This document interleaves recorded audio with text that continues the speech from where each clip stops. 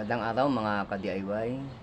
Meron tayo ngayong tanggap na conserve amplifier.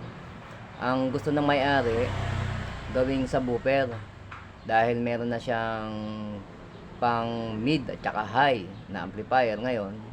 Ito ay pinagawa sa atin na gawin natin subwoofer. Ngayon ipapakita ko sa inyo kung ano na nangyari doon sa ginawa po natin. Ito kaya katatapos ko pa lang. Tingnan natin kung anong naging sound doon sa ating ginawang subwoofer. Ito ay Conserve 502. EB502 ang kanyang model. Ngayon ang ginawa po natin ay puro bass ang ating pinalabas.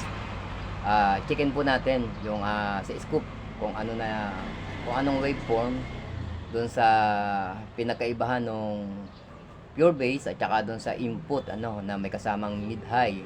Tingnan natin yung frequency na lumalabas. Check po natin. Ito na po yung ating amplifier checkin po natin yung input na galing doon po sa ating player kung ano ang signal na pumapasok.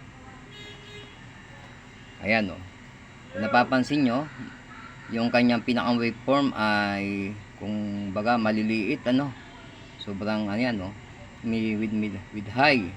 Meron siyang ganyan ang lumalabas na waveform pag dito sa ating input. Pero dun sa ating symbol na preamp ng subwoofer, try po natin kung ano lumalabas, kung ganyan din po ba.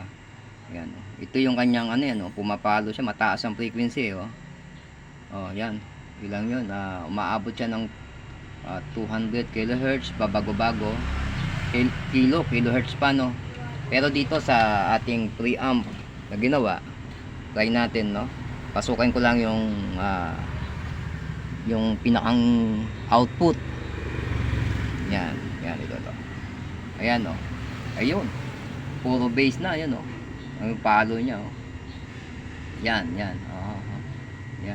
nilagyan natin ito ng ng player para makita natin yung lumalabas.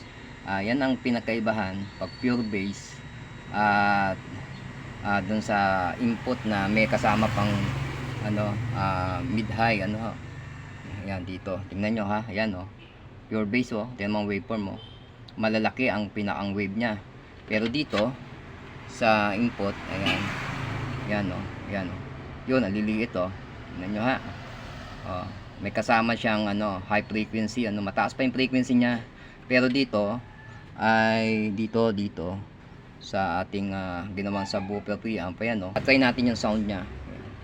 Ayan, volume po natin. Ayan tingnan nyo puro bass ayan ayan pumapalo siya ng pabago-bago 60 Hz, 50, 40 yan ang kanyang bass siya doon naman sa input yan dito tingnan natin. Ayan, wala pumasok. Ayan tingnan mo, iba ibang waveform niya pero dito sa output ng subwoofer ayan iba ang frequency ayan